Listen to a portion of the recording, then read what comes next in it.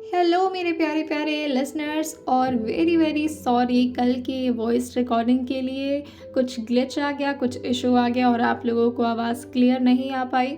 तो इसके लिए मैं चाहती हूँ कि मैं आपके लिए अलग वीडियो लेकर आऊँ। और चलिए तो शुरू करते हैं डेविल की मोहब्बत का ये सेकंड एपिसोड। और इस बार मैं कोशिश करूँगी कि वॉइस में कोई प्रॉब्लम ना है। और हाँ, अगर साथ ही आप इस चैनल पर न्यू हैं तो प्लीज़ सब्सक्राइब कर देना। तो चलिए शुरू करते हैं इस कहानी को। अब तक की कहानी में आप लोगों ने सुन लिया था कि संजना जो कि अपनी मॉम से बहुत ही ज़्यादा अटैच थी, साथ ही सविता जी जो कि संजना की मॉम थी, उनकी तबीयत कुछ खास ठीक नहीं थी। मगर फिर भी वो संजना को कॉलेज भेजने के पीछे पड़ी हुई थी, क्योंकि वो नहीं चाहती थी कि संजना उन्हें डॉक्टर के पास ले जाए, वरना उनका कोई राज खुल जाएगा। सविता जी के बार बार कहने पर संजना जो कि उन्हें ब्रेकफास्ट कराती है और वहां से जाने को होती है कि तभी संजना के कुछ ही कदम आगे जाने के बाद सविता जी जो चक्कर खा के फर्श पर धड़ाम से गिर जाती हैं। धड़ाम से गिरने की वजह से संजना पीछे मुड़कर देखती है तो उसकी मॉम नीचे फर्श पर पड़ी हुई थी। संजना जो दौड़कर अपनी मम्मी के पास आती है और थोड़ा घबराते हुए कहती है, मम्मी आप ठीक है? मम्मी। उनकी आंखें थोड़ी देर के लिए बंद हो गई थी, मगर फिर सविता जी संजना के सपोर्ट से बेड पर बैठते हुए कहती हैं, मैं ठीक ठीक हूँ बेटा, तुम परेशान नहीं हो। सविता जी अभी भी संजना को कन्विंस करने में लगी हुई थी कि संजना उनके लिए परेशान ना हो, मगर अब संजना को थोड़ा गुस्सा आने लगा था। सविता जी जो कहती हैं, मुझे कुछ नहीं हुआ है और तुम्हारा प्रैक्टिकल भी है, तुम परेशान मत हो, हम ठीक हैं। संजना जो कहती है, आप बिल्कुल ठीक नहीं है मम्मी, और आपको चक्कर, मैं कह रही हूँ ना, हमें डॉक्टर के पास चलना चाहिए, आप क्यों नहीं समझ रही हैं? सविता जी कहती हैं, नहीं, हम डॉक्टर के पास नहीं जाएंगे, हमने कहा ना, हमें डॉक्टर के पास नहीं जाना। संजना जो कहती है, मम्मी पर आपको ज़रूरत है। सविता जी उसे समझाते हुए कहती हैं, देखो अगर तुम सच में कुछ करना चाहती हो हमारे लिए तो। वो ये बोलते बोलते ही रुक जाती हैं। सविता जी को इस तरह बोलता हुआ देखकर संजना कहती है, क्या हुआ, बोलिए, क्या क्या करना है मुझे? सविता जी कहती हैं, तुम्हें पता है ना बेटा, संघानिया साहब के बेटे आ रहे हैं और वो भी 10 साल बाद। उनके यहाँ बहुत बड़ी पार्टी है और हमारे हाथ का ही खाना बनने वाला था।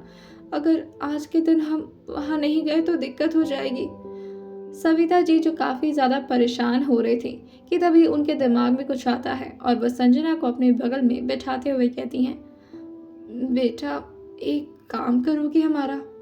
संजना कहती है, आप ऐसे क्यों बोल रही हैं, बताइए क्या करना है मम्मी, मैं ज़रूर करूँगी। सविता जी कहती हैं, उनके घर वालों को मेरे हाथ का ही खाना पसंद है, मगर तुम तो मेरी बेटी हो और मेरे हाथ का खाना या तुम्हारे हाथ का खाना, जायका तो सेम ही आएगा ना बेटा।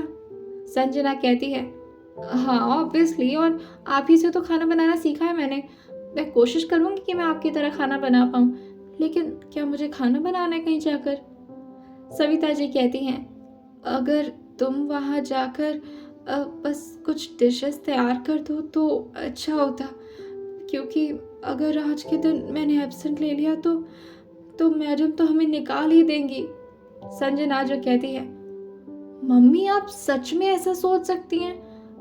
आई मीन आपकी इतनी तबीयत खराब है और इस वक्त आपको काम की पड़ी है, वो भी उनके घर में, उनके बेटे आ रहे हैं, इस बात की चिंता है आपको और अपने हेल्थ का ज़रा भी ख्याल नहीं है।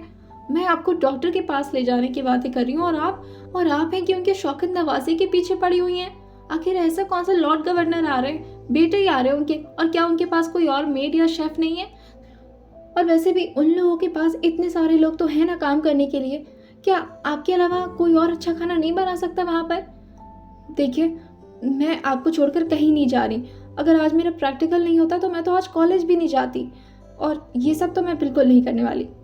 सविता जी जो रिक्वेस्ट करते हुए कहती हैं, तुम बात कर लो, एक काम करो, लाओ मैं बात करती हूँ, अगर मैडम मान गई तो ठीक है।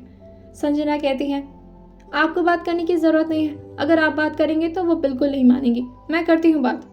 सविता जी उससे कहती हैं, नहीं नहीं नहीं, तुम बात नहीं करोगी, तुम्हारा मूड खराब हो गया तो तुम गुस्सा करके हमारी नौकरी छुड़वाओगी, लाओ हम खुद बात करते हैं। और सविता जी हिम्मत करते हुए संजना के हाथ से फ़ोन लेती हैं और फ़ोन को अपने कान पर लगाते हुए कहती हैं, हेलो हेलो मैडम। उधर से थोड़ा बोल्ड और बुलंद आवाज़ आती है। क्या है सविता, और सुबह सुबह कॉल क्यों किया है मुझे? सरला सिंघानिया, जो कि श्रीकांत सिंघानिया की बहू और विक्रम राज सिंघानिया की पत्नी थी।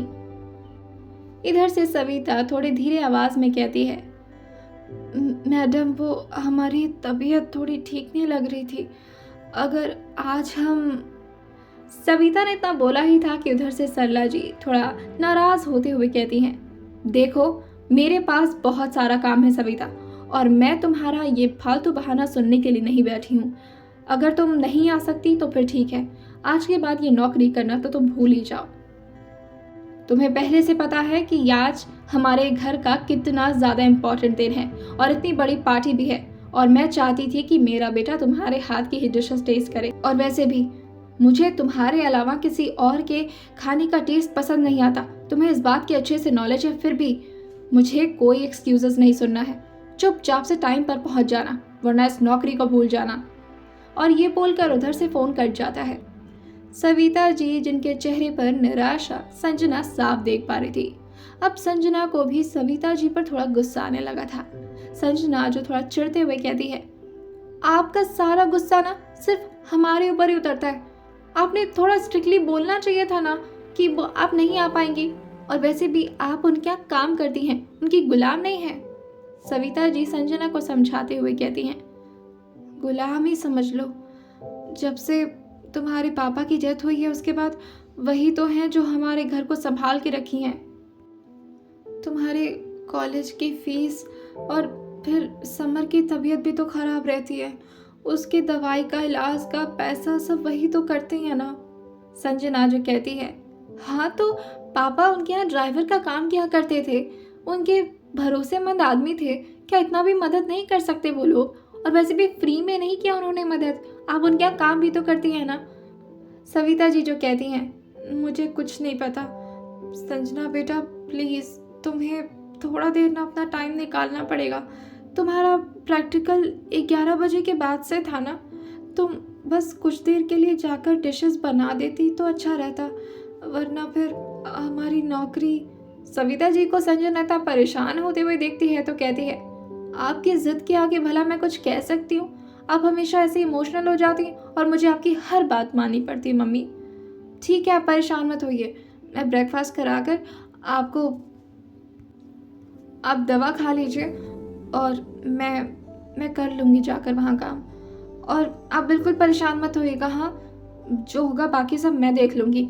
उस सरला आंटी तो कुछ ज़्यादा ही सड़ी हुई हैं, मैं संभालती हूँ उन्हें जाकर, आप रेस्ट करिए हाँ। और संजना सिंघानिया मेंशन के लिए निकल जाती है। उनके घर से सिंघानिया मेंशन कुछ ज़्यादा दूर नहीं था। कुछ ही देर में वो सिंघानिया मेंशन पहुंचती है। जैसे ही वो अंदर जाने वाली होती है कि तब तक सरला जी आते हुए कहती हैं, अरे अरे अरे, तुम कहाँ घुसी जा रही हो अंदर? तुम्हें किसने बुला दिया यहाँ पर? संजना जो धीरे आवाज़ में कहती है, वो मम्मी की तबीयत खराब थी आंटी, इसलिए। सरला जी उसे बीच में रोकते हुए कहती हैं, मम्मी की तबीयत खराब थी तो बेटी को भेज दिया? और एक मिनट, आंटी क्या? मैं तुम्हारी रिलेटिव हो? और खबरदार जो मुझे आंटी कहा तो मैडम बोला करो मुझे। तुम्हारी माँ ने तुम्हें क्या तमीज़ सिखाया है? हाँ, तुम्हारी माँ ने तुम्हें ज़रा भी तमीज़ नहीं सिखाया। संजना जैसे ही अपने माँ के बारे में इस तरह की बातें सुनती है, वो अपने नेल्स को अपने पाम में जोर से चुभाने लगी थी, क्योंकि उसे पता था कि अगर उसका मुंह खोला तो इस वक्त या तो सविता जी की नौकरी जाएगी या तो सामने खड़ी ये औरत संजना की बातें सुनकर ही बेहोश हो जाएंगी। संजना का गुस्सा बहुत ही ज़्यादा था, वो शॉर्ट टेम्पर्ड इंसान थी और उसकी एंगर इश्यूज बहुत ज़्यादा थे।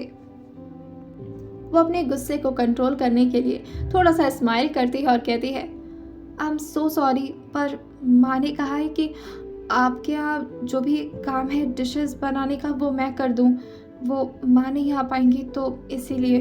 मैं अच्छा खाना बनाती हूँ aunty, I mean madam. Savita ji जो उससे कहती हैं, तुम हमारे यहाँ खाना बनाओगी?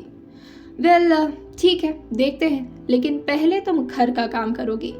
और मुझे अच्छे से पता है तुम माँ बेटी मिली भगत हो, और जिस तरह से तुम मेरे बेटे पर अपनी नज़र गड़ाए रखी हो ना, मुझे अच्छे से पता है। इतने सालों बाद आज ही तुम्हें सिंघानिया मेंशन क्यों आना था? हाँ, मुझे अच्छे से पता है तुम मेरे बेटे को फंसाना चाहती हो और इसीलिए इतना सच सबर कर आई हो। पहले तो तुम्हें तुम्हारी औकात याद दिला दूं मैं। और वो उसका हाथ पकड़ के उसे अंदर ले जाती हैं और कहती हैं, रवि इधर आओ। रवि जो उनके स्टाफ का हेड था, वो जैसे ही अपनी मैडम के कहने पर उनके पास आता है, सरला जी उसे ऑर्डर देते हुए कहती हैं, आज घर की जितनी भी सफाई है वो इस लड़की से कराओ। संजना जो अपना हाथ गुस्से में उनके हाथ से छुड़ाते हुए कहती है, मैं वही काम करूंगी जो मेरी माँ यहाँ पर करती हैं, और वो यहाँ पर कुक हैं, और मैं घर की सफाई करने के लिए नहीं आई हूँ। संजना की ऐसी अकड़ देखकर सरला जी का ईगो हर्ट हो जाता है और वो कहती हैं, ओहो हो, बेटी काम वाली की, लेकिन एटीट्यूड देखो, ऐसा लग रहा है जैसे किसी बड़े घराने की बहू हो तुम। सरला जी जो कुछ सोचते हुए स्माइल करती हैं और कहती हैं, एक काम करो रवि, इसे अर्नव का कमरा दिखा दो। अर्नव जी के कमरे की सफाई एकदम चकाचक हो जानी चाहिए, और हाँ, पूरे रूम में हाथ से पोछा लगवाना, वो मशीन से पोछा लगाने से वो क्लीन नहीं होता। समझ आई तुम्हें बात? वो रवि को ऑर्डर देती हैं तो रवि अपना सिर झुकाकर कहता है, जी मैडम, समझ गया। और वो संजना से कहता है, चलो मैं तुम्हें बता देता हूँ अर्नव सर का रूम कहाँ है। संजना गुस्साते हुए कहती है, ये क्या बात हुई, मैं नहीं जा रही हूँ, सफाई करने नहीं आई हूँ मैं यहाँ पर, और फिर मेरे कॉलेज भी तो है, अगर मैं लेट हो गई तो। संजना जो घर के टेलीफोन पर कॉल करती है, पर दूसरी तरफ सविता जी संजना का कॉल नहीं उठा पाती। उनकी तबीयत वाकई बहुत ज़्यादा खराब हो गई थी, जिसकी वजह से वो दवाई खाकर रेस्ट कर रही थी। संजना अपनी फूटी किस्मत पर रोते हुए कहती है, सही है कान्हा जी, फंसा दिया आपने। एक तो हमारा प्रैक्टिकल है, सोचा था सुबह कुछ पढ़ लूंगी, माना कि हमारा सब कुछ तैयार है, लेकिन रिवीजन भी तो करना होता है। कि तभी रवि चिल्लाते हुए कहता है, ओ लड़की, चलोगी तुम? हमें और भी काम है। संजना थोड़ा हंसते हुए कहती है, हाँ हाँ हाँ, आई। संजना को तो बहुत गुस्सा आ रहा था, मगर वो क्या ही कर सकती थी, वो अपनी मम्मी की वजह से यहाँ पर फंस गई थी।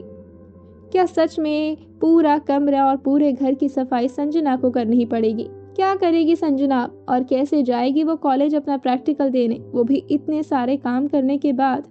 आइए जाते हैं इसे अगले एपिसोड में और सुनते रहिए डेविल की मोहब्बत, सिर्फ और सिर्फ स्टोरी विद सौम्या के साथ।